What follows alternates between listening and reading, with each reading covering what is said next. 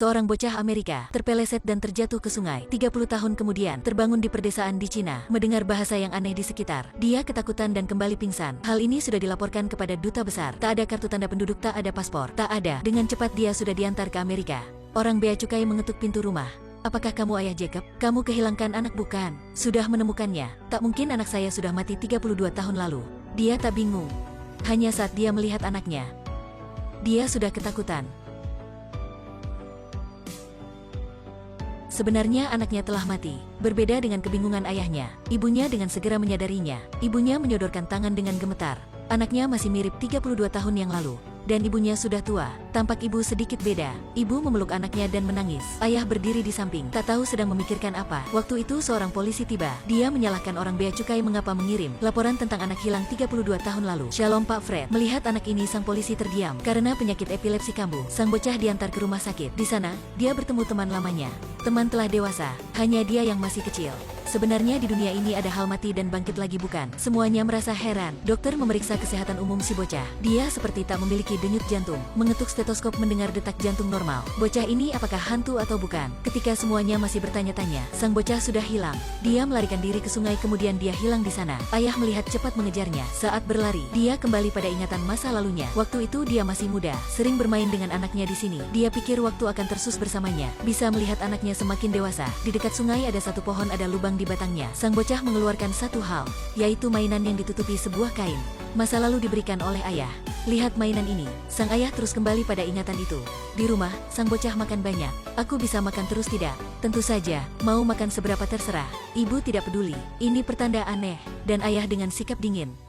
Dia sering berkata pada orang lain, si anak ini bukan lagi anaknya. Waktu cepat berlalu. Pada sore hari ayah diam-diam ke kuburan melihat kuburan anaknya 32 tahun lalu.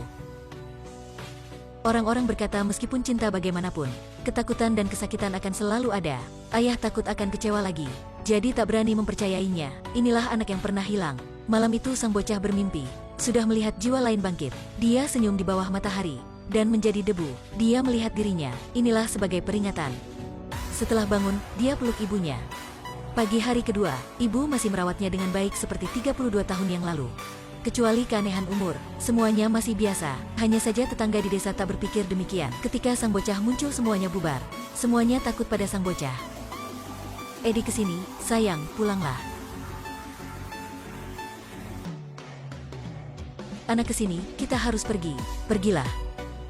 Karena orang bea cukai ingin keresahan terjawab, telah membuka peti sang bocah. Untuk melihat sang bocah berbaring di dalam sana atau tidak. Melihat peti, ayahnya terus kebingungan. Dia ingat pagi hari pada 32 tahun yang lalu. Dalam peti dibuka, orang bea cukai melihat jasad sang bocah masih utuh di dalam. Bahkan masih memakai hoodie merah yang sama. Jadi sang bocah ini siapa? Kalian adalah kakek nenek Jacob, kan? Orang tua dikira adalah kakek nenek. Setelah sedikit malu, mereka kembali ke rumah. Setelah Jacob datang kembali, ayah selalu dingin padanya. Karena dia takut Jacob akan mati lagi. Jadi dia selalu menyuruh dirinya, ini bukan anaknya. Tapi semua tanda itu jelas ingin menyuruhnya. Ini adalah anaknya si Jacob. Dan ayah hanya menceritakan kebingungannya pada istrinya. Menceritakannya, setiap kali ayah melihat Jacob akan teringat pada 32 tahun yang lalu. Hari di mana dia mati. Dan ingat kembali, Jacob masih dalam rahim dan dilahirkan. Bahkan Jacob dikubur oleh dirinya, bagaimana bisa? Pada malam hari ayah ke kamar Jacob. Tak terduga, ayah baru keluar. Anak-anak di sekitar tiba. Mereka membuat Jacob ketakutan. Kalian lihat bocah hantu itu belum?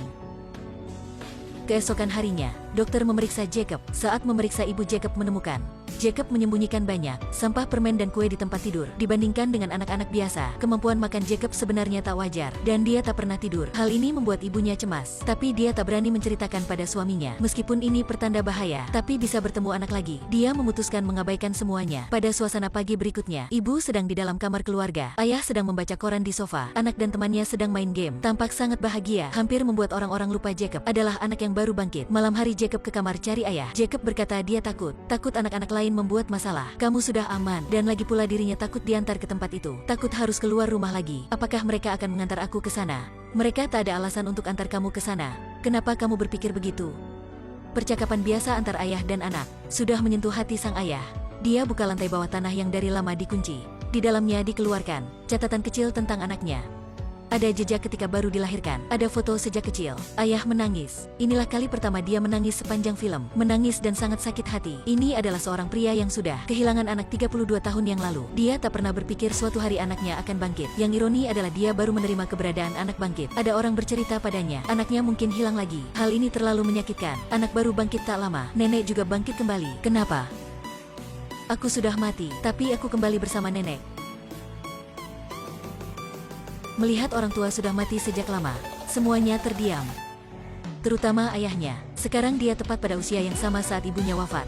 Sebelumnya dia belum pernah mati. Bisa bertemu ibu lagi. Di desa, orang yang bangkit semakin banyak. Ada orang mati di luar negeri. Juga ada orang mati karena kecelakaan. Hal ini membuat desa jatuh pada kekacauan yang belum pernah ada. Juga membuat banyak orang jatuh pada ketakutan yang belum pernah ada. Para orang di desa sudah membedakan. Keluarga yang hilang kerabat merasa itulah hadiah. Keluarga yang tak ada orang yang bangkit lagi merasa itulah kemasukan iblis. Pihaknya ketakutan. Sudah meminta pemerintah mengantar orang bangkit ini ke tempat lain. Pemerintah juga campur tangan. Malangnya, anak nenek si bungsu merupakan kelompok yang ketakutan. Dia panggil tentara. Tentara siap mengantar Jacob pergi. Si bungsu ini menolak untuk menerima orang bangkit lagi. Meskipun dalam jumlah orang bangkit itu ada ibunya. Sebenarnya nenek juga bertanya, si bungsu itu dalam hatinya. Dia benci ibu. Waktu ketika ibu koma, sekalipun Fred tak pernah mengunjungi, dia terlalu sakit hati. Jadi dia duduk di luar setiap hari di sana. Mendengar semua hal ini, emosi sang ibu mulai menjadi-jadi. Hal ini, setelah mati dia selalu ingat dalam hati. Mungkin inilah arti membuat mereka bangkit kembali untuk menghapuskan kesalahpahaman dan penyesalan. Jadi sang nenek ke rumah anak bungsunya. Dia ke rumah anak bungsu. Anak bungsu sedang ingin bunuh diri. Seorang berusia 60 tahun. Sekarang istri sudah pergi dan hampir pengangguran. Kehidupannya tak seperti yang dia inginkan. Tak ada si ibu ingin melihat anaknya. Ibu adalah apa? Ibu. Kalau betul begitu, semuanya akan menjadi lebih baik. Dia sudah sadar untuk menyadarkan anaknya. Namun berbeda dengan tingkah Jacob. Nenek tahu jelas, waktu di dunia hanya sesaat. Jadi dia pikir banyak cara untuk menyongsong kehidupan anak yang lebih baik. Manusia semuanya akan mati. Kamu harus memperbaikinya. Mungkin tak ada yang tahu. Sampai umur 50-an 60-an masih dihina ibu. Setelah menghina anak, nenek membuat pertemuan keluarga. Dalam pertemuan, 3 generasi duduk bersama. Inilah pertemuan yang tak pernah ada. Nenek tampak sangat senang. Tapi dia sedang menyembunyikan satu hal. Yaitu orang mati. Suatu hari akan lenyap. Ibu kembali, apa pendapat kakak? Aku menemukan aku hidup lebih lama dari ibu. Tapi aku masih merasa dia adalah ibu kita. Inilah serial film Amerika yang belum berakhir. Jadi hanya sampai sini dulu. Ini sudah membahas banyak masalah, termasuk persahabatan, persaudaraan, keluarga. Saran semuanya bisa tonton film versi 1. Jika kerabat sudah mati, apakah akan kembali pada kita lagi? Apakah kalian senang?